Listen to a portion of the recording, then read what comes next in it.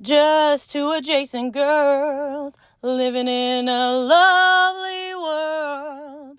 They took a podcast train going anywhere, but kind of specifically through Austin, Texas. Yeah, hook 'em horns. Welcome back, y'all. Welcome to Adjacent. We're in the studio today with two lovely ladies. They came all the way from South Austin, south of the river. To North Austin. I'm actually northeast. Oh, okay. You're north of the river. way far out.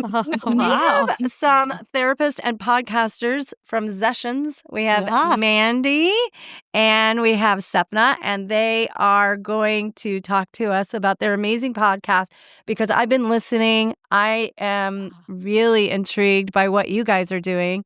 Like you were saying before we went on air, that you are trying to build the groups of people so that they have a network where people can go and find what they need in the therapy world. So these guys are pros. They are. I mean, incredible. And I think Shelly and I are just playing with our armpits over here. They're like really doing the heavy lifting of helping people get their mental health together. Very generous. Very kind. So I was listening to your podcast, and your podcast is called Zessions. Can you go into a little bit? I know from the podcast what it means, but just give our listener, Cece, some idea of what is going on with the Zessions. Yeah. Well, one thing we always like to say is that it's sessions with a Z. Yes. So we really thought that was cute. And our main company is Zessio, which comes from the Latin word Zessio, which basically means coming together. And so we started like the hub for all of our therapists. Exactly. I mean, I think we really are very similar in that. Exactly. Just like this collective empowerment that we're really going for in community, which I'm sure we'll talk more about. Yeah. But Zessions is one of our offerings. So it's the idea is that it's about a session amount of time, about an hour or so, but we bring in therapists that are practicing all, in their areas of specialty, and we get to talk to them and like pick their brain and nerd out as fellow clinicians and just get to talk about things that some people may not be able to access in therapy sessions or they might be curious about. So we've had a lot of fun being able to just offer that space for therapists, but then also for their listeners too, to learn a lot.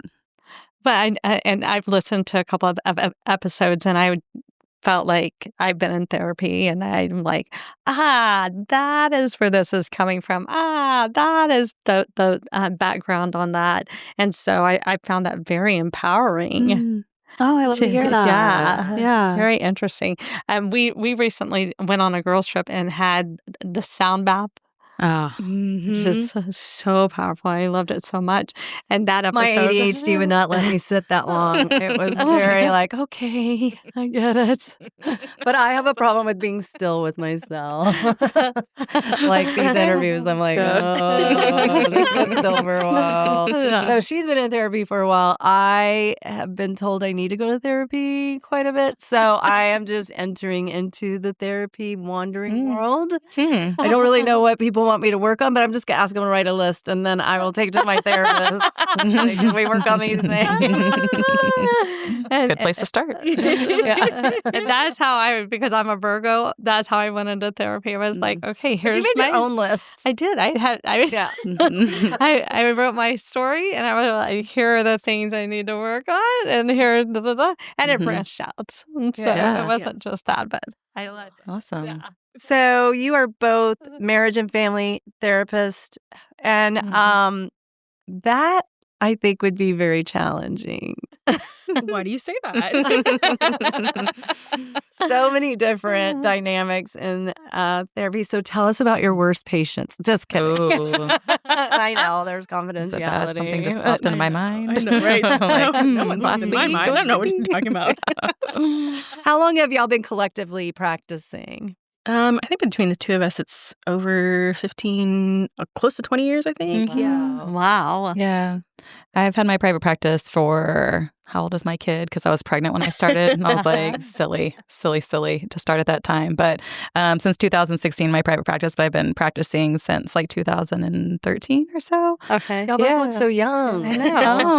How old is your baby? She's going to be 9 in a month. wow. Yeah. And did you practice at that time with Dr. Kyle? No, actually. So Dr.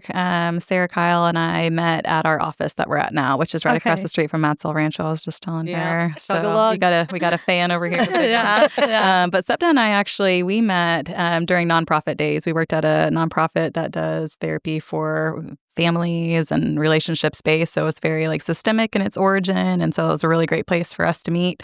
And we maintained contact from that point forward. Sapna went off and was a boss, got her PhD.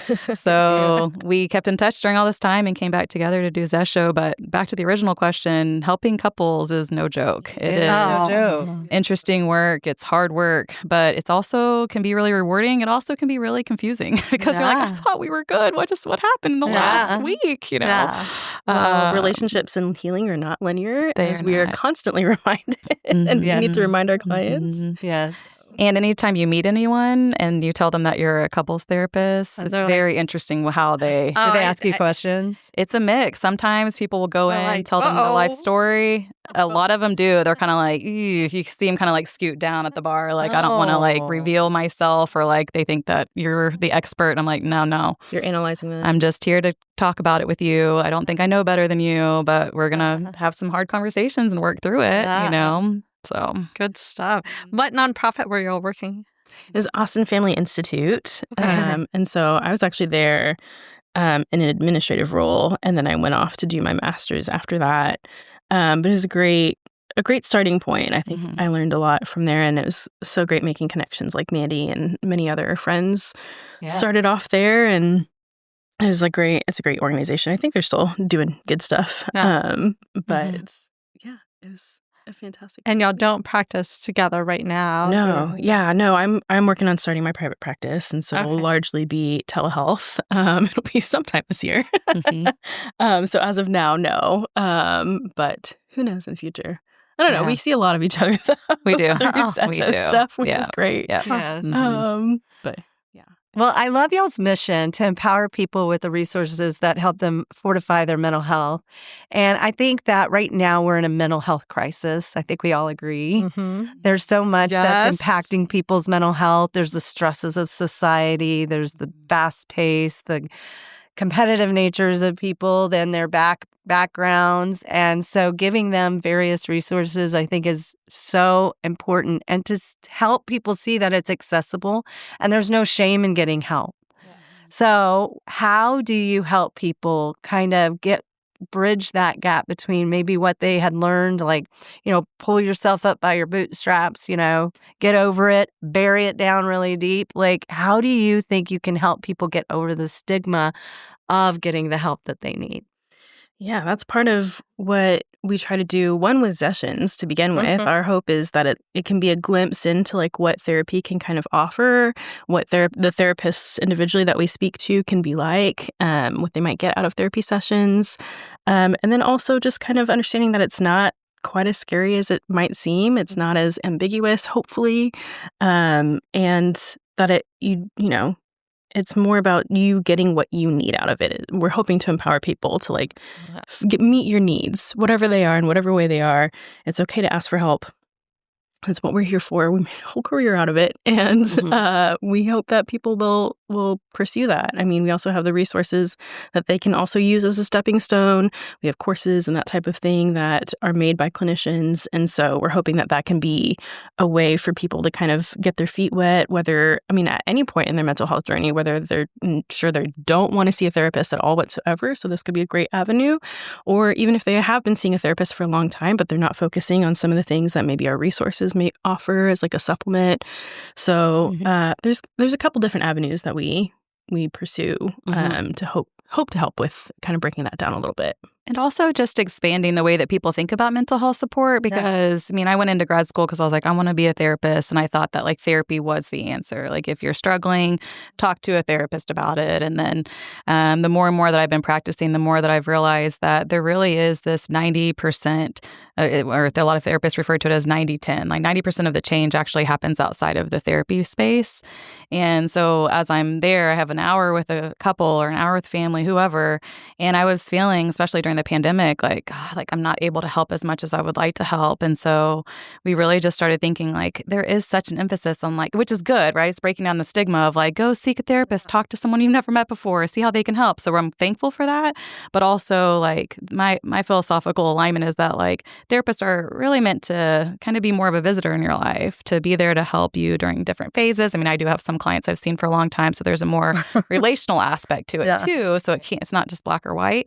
But it's more so just like, what do you need? And maybe therapy is something you need, but to Sapna's point, like maybe you've been going for a while, you're like, I'm feeling okay, but there are other ways to attend to your mental health. And so that's where, I'm kind of being redundant with what she just said, but what other kind of courses can you be taking? And like, how do you just change your behaviors when it comes to taking care of yourself, where you, going back to like feeling empowered, it's more of like, okay, I'm armed with the resources to access what I need. And that's what we're trying to do is be like, do therapy and what else might you benefit from too, Well, and that's, I have a family member that, I wasn't pointing at her. Yes, she was. I have a family member that is resistant to therapy. And I was like, listen to Zessions. Like, go listen to there's good information here.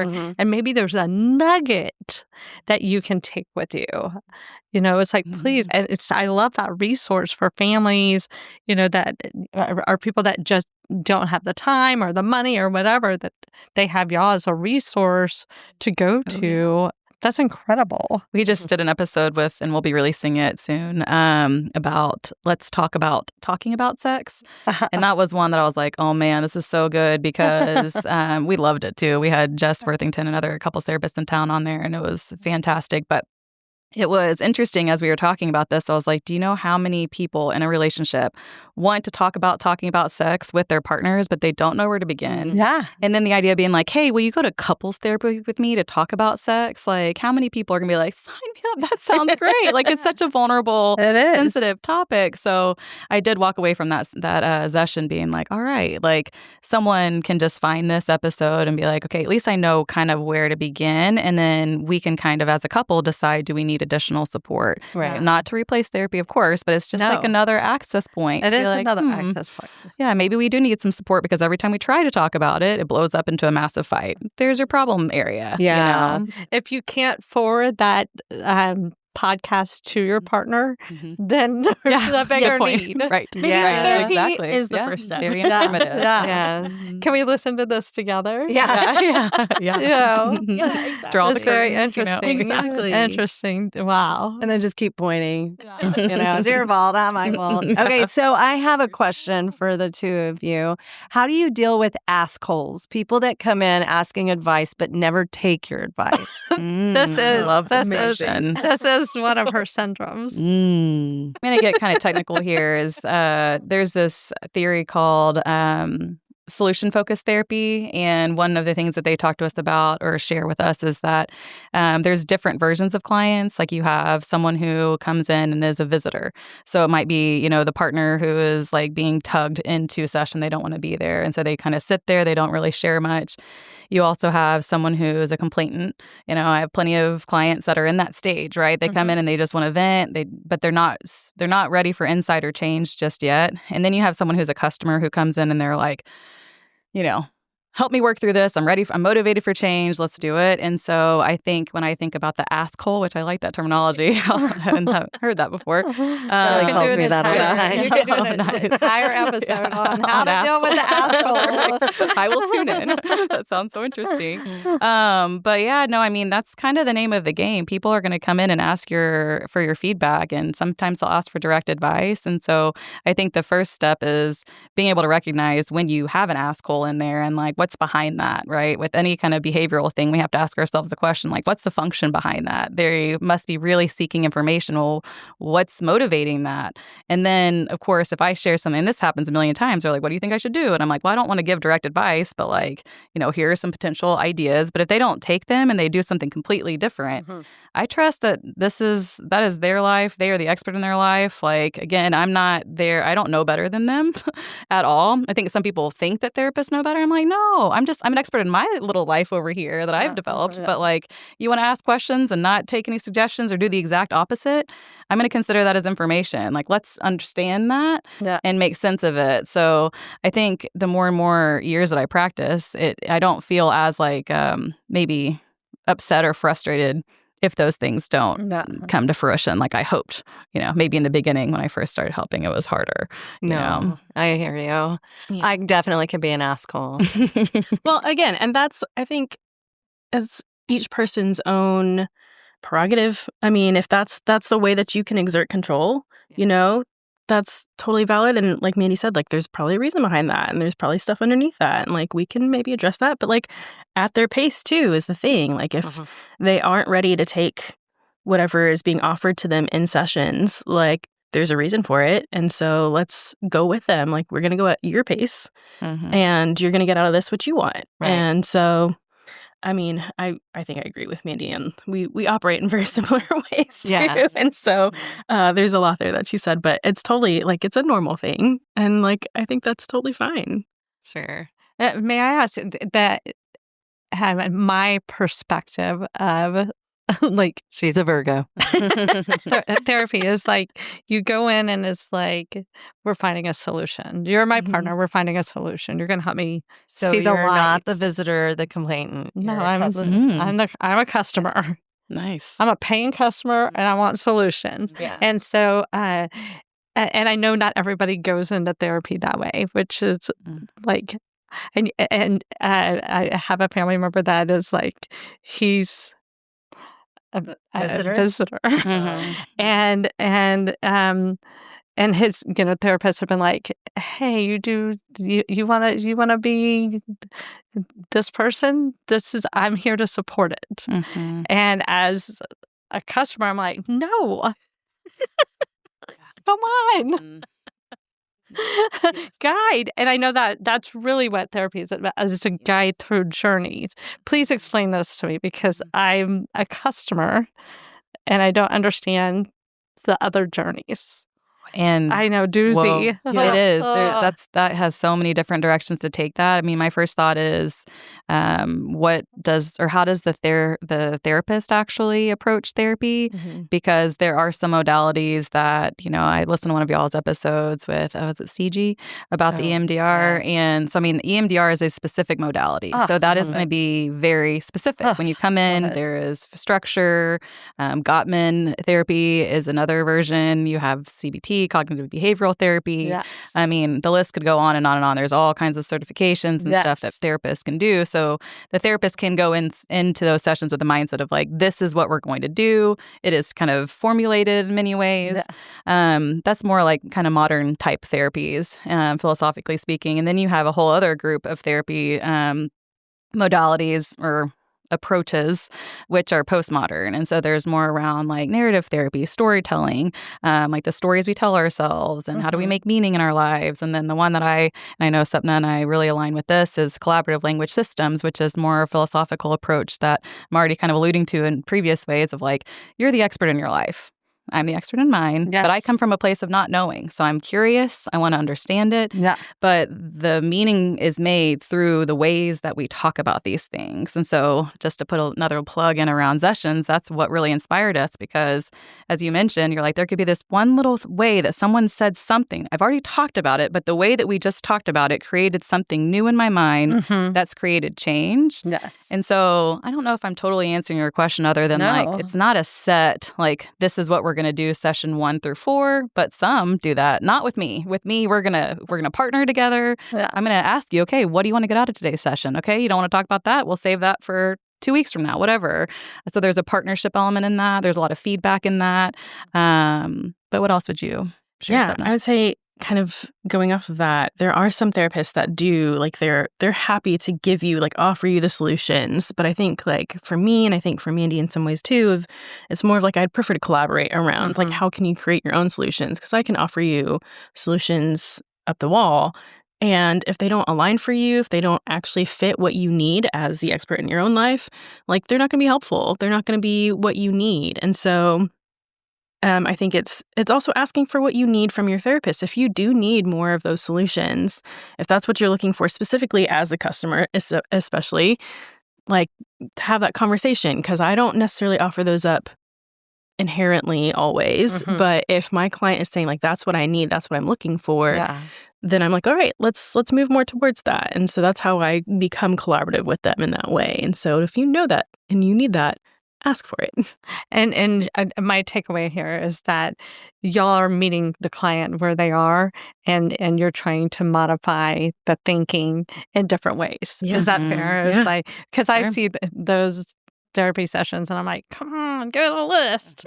And it's like, not the Virgo. No, that's not The Pisces in me, we just go. And it drives her crazy. She's like, I already made your list for your therapist. Can you talk to them about that? Sometimes those are the best sessions, though. People just come in, they're like, I don't really have much to talk about. And then by the end, they're like, whoa, I really needed to talk about absolutely. that. Somehow that stream of consciousness comes out. And again, I mean, that's the conversational partner piece of it. Like, you really just need to bounce things off of someone else and just kind of be contemplative and give yourself that time to even think about it, you know? Exactly. I know there's good and the bad, the ugly with the telemedicine and the teletherapy. What are your opinions on it and your thoughts on it? Do you think one's more effective than other? Or, of course, it's by it's individualized. But I know there's good parts to telecommunication, but has it ever been limiting to y'all? I tend to be in the camp of I really like teletherapy. Okay. I like telehealth. I think it does overall make it more accessible. Like, as a whole, you can access like more therapists rather than just who is like physically near you. You don't necessarily maybe have to find childcare or take time off of work to like for multiple hours. If your schedules don't align, if you're coming in with a partner or a family member, then like it might be easier to find that time remotely rather than both of you like coming physically in. And there are limitations, of course, too. I would say couples therapy is a little bit more challenging, especially if it's like a higher conflict couple that's coming in that needs a little bit more direction, like kind of if more structure is needed, it's easier to impart that usually, I find, in person oftentimes, but it's not impossible virtually as well. And of course, like there's a different energy, you know, seeing someone in person too. And so if that, especially sometimes emoting, you need to like emote a little extra as the therapist virtually to make sure that the vibes come through. And if that's not like something that's being intentional, then it's hard for the client to really feel what they need to from you as far as like connection goes oftentimes. So those are, initial thoughts for me. What would you add? Yeah, I definitely agree with accessibility and comfort too. That's huge, for people. A huge piece. But as a therapist, I mean, oh man, especially during the pandemic, it can wipe you out. You know, I mean, people get Zoom fatigue on just regular meetings, and then you're like, you really need to be making eye contact. So it's like you can't really, you know, I don't know, it hurts your head at the end of the day. Going back to back sessions, it just is a different energy exchange. But to Sapna's point too, like I mean, I can do a day of sessions at the office, like 7 back to back, hard, high conflict, whatever, and leave being like, all right, let's go to Matt's. Seriously, that's what I do on Thursdays. And I'm like, wow, like I actually got energized by this versus like the Zoom kind of the screen fatigue with telehealth. Maybe different in the client's position, right? Depending on what their lifestyle is like. But I do think that for me, I have to really listen and be attuned to what my body is also telling me.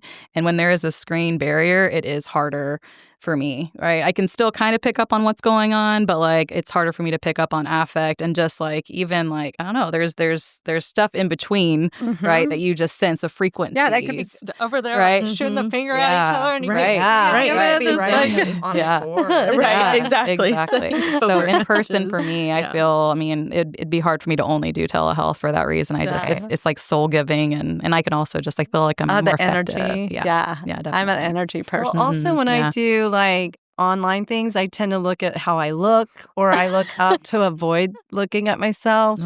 And so then I'm just like, I'm not looking at the person I'm talking to because I'm just like distracting. Well, even this morning, my session, there was a phone call that came in at one point. I've had other therapists, and so you're kind of like in the middle of like, oh yeah, I'm really bringing it right now as a therapist. Like she's gonna love this, and then she's like, all of a sudden it goes like her screen goes to just her initial because she had to answer a text, and I'm like, oh man. Yeah. I've had other therapist friends say that like one person jumped in the shower one time. And was just like, hey, I'm just gonna talk to you from the shower, and I'm like, we gotta draw the line here somewhere, people. There's still boundaries.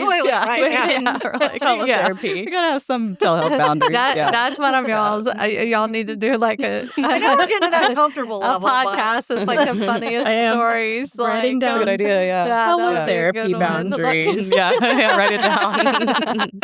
That would be very entertaining. I mean, there's got to be a time when you've been at, somebody's brought a question to you that maybe you're like, really? Is this that important? I mean, like, I don't know. I just would be like, okay, I think you can solve this on your own. Maybe there's something else going on that we need to talk about. So it does give accessibility to people I having think that's the a huge part. Telemedicine. And I think that's a huge, gigantic piece. I would think that you would probably have an easier connection with people when you're person to person, because you can watch their body language better. They're not taking a shower or going big potty. Yeah, right. Something like that. You're like, right now? Would you call me back? Yeah. Actually, the line. Yeah. Driving. Exactly. So I think that we're starting to see a shift, that more people are understanding the importance of, it's like a workout. Your body needs a workout, your heart, your brain, everything needs a workout. And so that self-care is becoming more of a great timing, guys. Right. Are you finding that different, I'm going to assume this is true, but different cultures have a harder time meeting the therapy and saying, oh, I can't do that because in my culture we're not allowed to? Is that a big boundary or border for you guys to hurdle, to overcome? It can be. It absolutely can be. It really depends. And I've also found some clients will come in and be like, I know I need this, but like my family members have really strong feelings about this. Like I can't even tell them that I'm doing this. Right. Which is so hard of like, you are seeking the support you need, but you can't even like fully get the support you need from your family. It can be really challenging. And I know from some of my research, a lot of like South Asian, East Asian, especially East Asian, I think at the time that I did my research, it was found that like they're the lowest to initiate therapy oftentimes. And so it really varies across cultures, but there's a lot of like trust that needs to be built amongst cultures. There needs like a lot more representation that's needed in therapists who are in that culture or familiar with that culture or have the cultural sensitivity. There's a lot of factors around it, but I think it's also growing. I think we're seeing a steady rise. I mean, I don't know if a mental health crisis might have something to do with it potentially, but I think there is a lot more people who are at least considering it who hadn't before, which is also a huge step. And that hopefully that places like Zessio and similar other places can be a stepping stone for that, for sure. Yeah, and therapists need to be culturally informed and sensitive too, right? Because, I mean, we were talking about modalities earlier. There are a lot of modalities that are not considered of multiple different diverse backgrounds. And so, for instance, there's this concept in Bowen, when it comes to like your sense of self and really differentiating to be who you want to be as an individual. And a lot of that means you're kind of like taking what you love about your family and holding on to that. And then some of the things that you don't love about your family, you kind of leave behind. And I think that sometimes that can get stretched to a point that could hurt someone that comes from a collective collectivist culture, right? Where it's like that can almost like if I were to make a suggestion to someone, be like, hey, draw this boundary with your family, like seems fine. Like I could do that with mine because my family has a different culture. Yeah. That could actually create some significant harm. So I need to be, and I also won't assume. I won't be like, okay, this person is from this background. So, all right, I'm going to treat them this way. That's where that not knowing, I'm going to ask them to help me understand their cultural background so that I can make sure that the way that I am like sharing different thoughts or going public about other strategies like would be a helpful intervention versus just assuming that like one size fits all, because it doesn't, so. Oh my gosh, those are so valid. Everything that you're saying is so valid. I mean, I think interesting. It's so interesting. Right. All the different things y'all have to consider when somebody comes in and all the dynamics. Oh my goodness. Oh, yeah. Oh my gosh. That's the job. That's a lot. That's a lot. That's a lot. Okay. Let's get back to Zessions and because I want this to be an opportunity to share this with the community. Are y'all primarily interviewing people in Austin? That was kind of my Largely, yes. Largely. For now, we're trying to create more community in our local community, and we are both based in Austin, of course, and from Austin actually. And so we are starting with more of our local Austin therapists. We do hope to expand. We have some Austin. We've had some from Houston, Houston. and a couple other places in Texas as well. And so we're slowly going to be expanding as our hope. Eventually, nationally, we hope to, but slowly, and we want to be thorough with our Austin community as well. Yeah. So it's podcast episodes where you're sharing different types of therapy with different therapists to kind of give everybody an opportunity to learn and have different resources. Different resources, yes, which is amazing. And so y'all started the podcast two 2 years. Yeah, I guess it's been about 2 years. 2 years ago. And so y'all currently, I think y'all have like almost... We're hitting like 30 episodes. Yeah, that's great. And you can find everything on y'all's website and Zessio. And we're going to link all of that. It's all going to be in the notes. It's a great resource. It is. Thank you. Sorry to be redundant about that, but I wanted to make sure I in my mind, I said all of that. Right. Sure. So we appreciate it. Yeah, I think one thing that it's kind of like a doctor. I mean, y'all are doctors, but I mean, it's kind of like a medical doctor in that there's times when you're taking care of so many different people, you forget to take care of yourself. So how do you take care of your mental health? Because, you're kind of sometimes. Yeah. Well, I mean, Zessio just is really born from that idea of like we want to help therapists have more resources and community so that they can thrive with other people because it is so isolating. So strangely, Zessio has been like a weird self-care passion project for me. I won't speak for you, but I mean, it's been a lot of work, but it's also been something where I'm like, this feels good to be amongst other therapists doing the same thing. Because if I feel like I'm in this with someone else, it feels like less of a burden to carry. But movement is incredibly important. I mean, if I don't start my day with some sort of movement, it's different. And at the end of the day, I also have to figure out a way to kind of like wash the day off. And it might just be like mindful activities of like taking a long like hand washing session or hopping in the shower of being like, let me cleanse that and like kind of have this ability to detach and like redirect my attention into like my family and what am I doing now, you know, which involves, trying to have a lot of play and, music is a big part of it. Friendships, hanging out. Loved ones, for sure. Absolutely. I mean, yeah, I guess we have similar self-care. But yeah, movement is huge. Spending time with loved ones. And then for me, and this might be my neurospicy brain a little bit, but I need and love having days where like I just do whatever the F I feel like doing. I don't maybe necessarily have plans, but it's just like going with the flow in that day. And that helps me just like not feel like I'm constrained by like time or schedules or I should be doing something. That's that's a word that I continue to expand my relationship with. Right. And so that's a big one for me as well. And then lots of like mindfulness, self-compassion type stuff, and setting boundaries with work as much as possible, especially since I like to test those time limits as well when I can. I didn't say reading or shows. Yeah. I read a lot of not therapy stuff, and I watch a lot of like just fun, guilty pleasure shows. Exactly. So that's nice. What do you read? Well, I'm working on Rebecca Yaros's books right now. So I'm about to start Onyx Storm, although I'm a little nervous because it's so long. And I'm like, am I ready to commit to that for the whole summer? Pretty much. Maybe you need a beach read right Yeah. So Emily Henry is a good one for that. Oh, I love Emily Henry. She's fun. But I need to get into A Court. What is it? A Court of Roses or whatever. Akatar, yeah. I'm like, this is so much to commit to, but I'm ready. Yeah. Akatar's a good one too. Yes. Oh my gosh, what am I reading?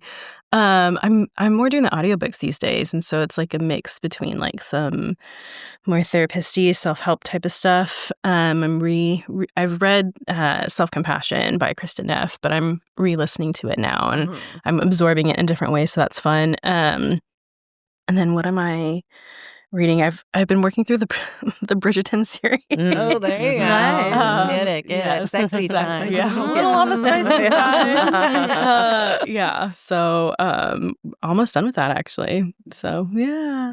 So one habit that I had as a teacher, I would use my teacher voice with my family, and they would be like, "Don't use your teacher voice with me. Do you use your therapist voice with your family?" Oh man. And do they a little annoy? Yeah. My husband always likes to tell people, be like, it's a blessing and also a curse, because if we're getting into some sort of argument, he cannot stand. I mean, it benefits us long term, but also like it's hard to turn the conceptualization off of like, wait a second, like now do you see what is happening here? And and he's kind of like, no, stop making it about that. We're making it about this. This is not from when I was 5. I'm sorry. It was like I was just annoyed about this one thing. So I mean, thanks to his feedback, he will happily call me out if I'm overusing the therapist hat. But with my kid, I'm actually really grateful for all the things I've learned through grad school and beyond, because I think it makes me a better parent. I can kind of slow my roll, at least have language even with her to be like, can you see that my tone of voice is getting frustrated right now? I'm teaching her to be attuned to her emotional experience. But I'm sure I can't wait for her to be a teenager being like, shut up, enough. I'm tired of you. That's how my kids got eventually. We're like, she's using her teacher voice. Exactly. And they learn to turn it off. They're like, I already do get a little bit of that, like, wah, wah, wah, like they don't hear. That's just part of it. I don't get it too often, which is lucky. I also don't have a partner currently, so that's probably part of it. I have gotten it. We'll have to invite you on our single ready to meet episode. Single right now. I might need to listen to some of those. Very spicy. We ask very inappropriate questions. Gag. But you can use your safe word. That's funny. No, I have gotten that previously though, which has been a pet peeve, and I try not to get too therapist-y about when they use it, of like, what are you trying to deflect right now? But I'd really I'm going to match that with another therapy question. If you're really going to say that I'm going there, then I will go there. We're going to deep dive it. You start tapping. Right, exactly. My bilateral stimulation over here. I luckily I only get it every once in a while from my mom, and I think it's more when I'm like talking a little too high up using therapy jargon with her, and she's like, slow down and talk normally. I can get that. I understand. Okay, so as you were unwinding, where are your favorite restaurants other than Matt's? Oh, good question. And are you a Southie? Like near work? Yeah, no, I'm like William Cannon Mopac area, like by Arbor Trails over there. We're neighbors. Nice. Awesome. Don't tell her where she'll toilet paper your house. I'm trying to think. We'll talk offline. It's a hard one to top Matt's Oriental. You're up north? I'm up northwest. Yeah. Okay. Nice. Yeah, like not far from the Oasis, although I love the brewery there and the drinks and the view, but maybe not the food. Yeah. Um, I Home hear ya. Slice. Yeah. We just Oh, went to we Home did. Slice. We I do love love that Home Slice. Did y'all do the one on Yeah. 51? Interstellar. Barbecue. I'll throw that out there. That's a Northy one for sure, but definitely recommend that peach tea and glazed pork belly. So good. Nice. Highly recommend. Delish. And then more regular ones. We love Easy Tiger. We go there a lot. I'll probably think of another one once after you go. I'm going to let you go. Yeah. No, I've already said. I mean, Matt. Oh, I have a Matt's- friend that's like, well, y'all go there all the time, and I'm like, it's just our favorite place. It's like just I so can't help it. easy. Yeah. I don't know. It's a We went there ever comfort. since I was a kid. Yeah. You know? And we just saw Jack White there. I don't know if y'all Oh, know. wow. Yeah. The White That's Stripes. awesome. Like met him. I'm like, it's meant to be. We're Yeah. always supposed to be here. Oh my you gosh, know? it is such a people watching. It is. Exactly. So did you grow up in Austin? I did, yeah. So I was born in Austin, and then I went out to Dripping Springs when I was Okay, that's- elementary through Kinda high cool. school. Yeah, I think so. I grew up a lot of we'd have to come to South Austin for groceries, everything. Yeah. So Not that anymore. HEB. Yeah. Not yeah, anymore. Sapna is OG Austin too. Almost, yeah. We Almost. moved here when I was 3, Well, that and counts. so Mhm. I grew up here. It's been home, other than like moving away for school. Essentially, it's been home and like an internship, I suppose. So it was like 6 or 7 years of my life at most, and otherwise it's all been Austin. So Awesome. I know I feel really We're lucky. Austinites too. Yeah. Love it. So fun. I know It's a we're fun town. rare, Mhm. apparently. Yeah, that's great. It's just hard to leave. Yes, It's hard to leave. Mhm. It Well, really once you're is. here, It's- Exactly. Yeah, you it's a get kind of tracked and stay forever and ever. Hey, can I ask like 5 tips that people should do daily to manage their mental health? It's like, Yeah. I mean, the first thing is movement. Mhm. Our emotions need space to move. And I think a lot of times it's like, oh, yeah, I mean, yes, of course, there's all kinds of like good feeling hormones and chemicals that hit when we move our bodies, but it also helps move the emotion through your bodies because emotions have like a cycle that they need to work themselves through. I think journaling is great. I don't think it's for everyone. I've probably started 100 journals over my life, Oh my and gosh. I do it for 3 like 3 pages. days. Yeah. Practicing gratitude, I think, is great. Again, it's kind of hard for me to stick to something like that every day because I have to like sit in the same place. Of course, meditation is great too, but I think as I'm starting to rattle these things off, it's really asking yourself like, what makes me feel calm? Yeah. What makes me feel good? Because those are essentially like the self-soothing activities, and it might be, not something that's like you would think of just like home. It could be that like a phone call to your sissy. exactly. Yeah. Yeah. Talking to other people that you care about, or even just like play, right? A lot of times I think there's such an emphasis on rest right now, which I am all about. I love resting and taking naps and finding stillness and all of that. But I think there needs to be more emphasis on just playing and like what makes your little inner child like happy. Is it just, going for a bike ride? Is it having a day where like you have no chores you have to do that day or whatever it may be? Gosh. What day is that? It's a privilege for sure. My childless for life. Sure. I as you were saying those things, I was writing those down, and you said everything that I kind of was thinking of, but I agree. It's also kind of like specifically what you need. And so for me, it is movement. It is community and my relationships. It is gratitude, like even just 1 minute. That's something that I've started reincorporating lately. Is I had like a self-care routine that I would do, and now I need to do like the bare minimum version of that. And one of that is like 1 minute of just thinking of like all the things that I'm grateful for, even if it's while I'm driving.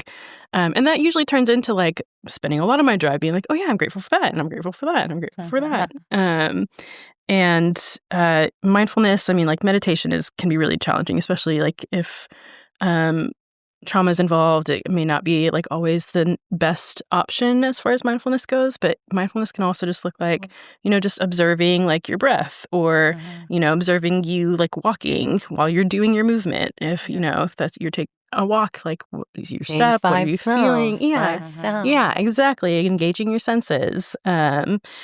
And another thing that we've talked about as self-care goes, that I feel like if anyone else relates to enjoying music, then putting on the music that makes you feel good at that day. I'm a Spotify fan, and so I'll like if I have a song in my head, I'll just put the Spotify playlist on for that song, and it usually hits pretty well. Yeah. Like, it fits the vibe. And, if there's an opportunity for a dance party to get in there, even if it's just like a minute, like, Even shake if it's it a out. shimmy. Exactly. Shimmy. Shake it out, Well, something else on that too is like even cooking. Yeah. Because we're talking about some of the essential needs here to have met, but like for whatever reason, in the last few years, maybe probably post-pandemic, of like, cooking is hard. It's something else I have to do. Yeah. But here lately, I'm like, oh wait, no. If I like really just sit here and focus on whatever onions I'm chopping or whatever, it is such a grounding, connecting activity, and get my kid involved. So that's something else. I'm just kind of like, a lot of clients don't eat enough. Like they forget to eat and stuff like that. So it's also People just are being so like, busy. hey, how do you incorporate some of those things into like playful, like enjoyable activities where it's like your brain isn't thinking of it as like, I have more to do. It's more of like, I get to do these things for myself. I get to. Yeah, exactly. That's so I love funny. that joy piece too, for sure. That's super important. I don't feel like it's emphasized enough in this culture today either, especially in this age. It's hard to find the joy, especially like there's just so much going on. And so in our day-to-day lives, so finding that joy, taking that time, giving yourself space as much as you can, even if it's a family event, that you find the joy together. Yeah, Like, let's find do it. something. Yeah. Yeah.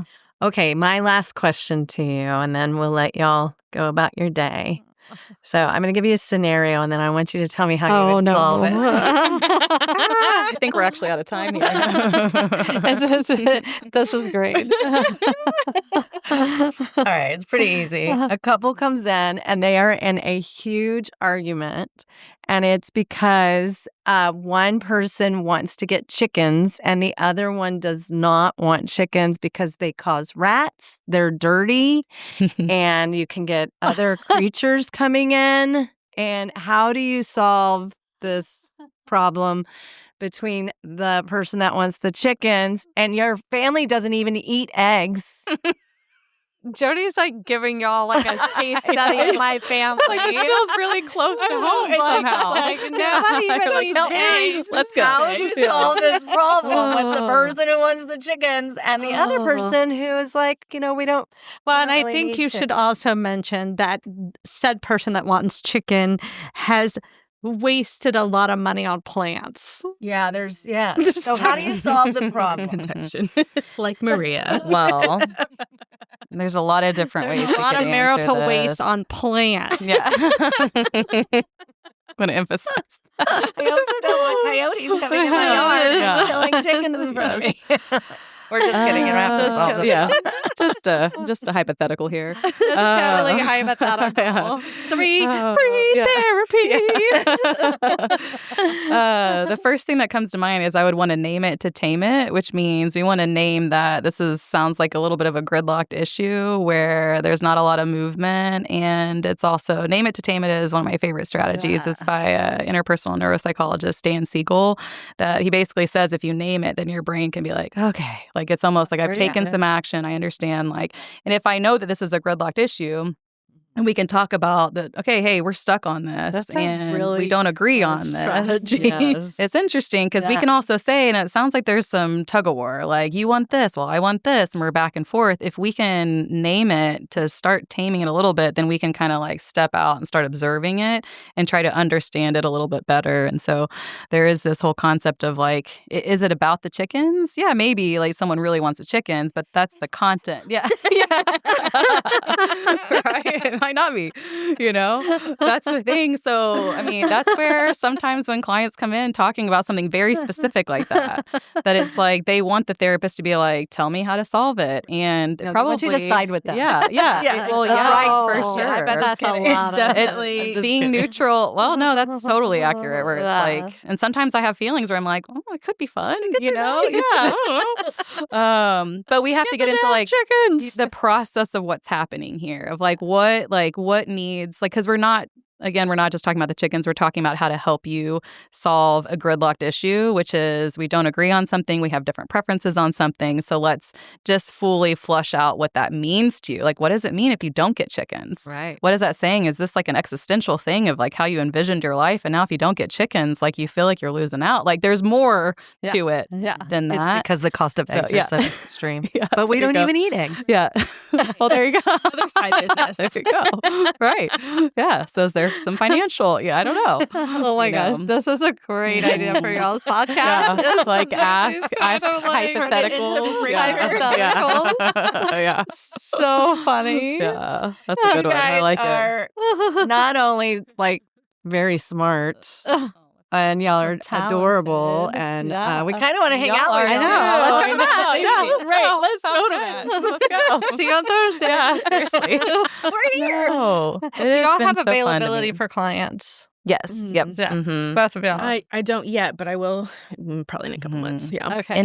In person, telehealth, in Texas. Yep. Okay. Mm-hmm. But Absolutely. if you don't, you can get them in touch with somebody else. Absolutely. And it may be that I'm not the right person for them. And so that's part of our kind of initial conversations of, I've got a great set of people that I can refer to. Yeah. So awesome. Yeah. Part of And our so community. whether you're a therapist or not, check out y'all's Zessio, website. It's a really Zessions. good Check out your podcast. I was like, I couldn't stop. I just wanted to listen to all I of them. appreciate that so And is much. it y'all, your website, is there a membership for therapists or how is that? Mhm. Okay. Yep. So if you're a therapist and you want to connect with more community and have access to diversify your business, you can choose which level you want to join at. You can either do like just I want to be part of the community and do things like be part of Zessions and interact with all the other community professionals. You can do that. We also have another option that's for someone who wants to dip their toe in content creation, specifically around like offering courses and workshops. And so that's kind of the middle tier. And then we have another tier, which is a little bit more involved where it's like, for someone who maybe similar to like having lots of years under their belt where they're like, I have so much content I want to be able to package differently. And so we have a higher tier that gives them some more benefits for their practice. So That's incredible. Thanks for asking. That's I appreciate that. That's amazing. Yeah, Awesome. thank you Well, so you much. guys are doing the good work Good out job. there. We Thank appreciate you. it. And I Very will be forgetful. making my list of things I need to work. You You got know how to this. make a list. It'll be a Google Doc, and Shelly will add to it. You got this. Yeah, Share y'all are a Google awesome. Doc for everybody in the family. God. Yeah, I super enjoyed talking with y'all. I could talk to y'all for another yes, hour. truly, Awesome. truly. Please Absolutely. share. We'd be happy. Tag us on everything. We will. Yeah, Right, we will I got definitely you. put you And we'll in do our the mix, same. so. Yeah, All right. Thank you so great. much. Thank you so Texas, much. Texas. Yeah. We're done.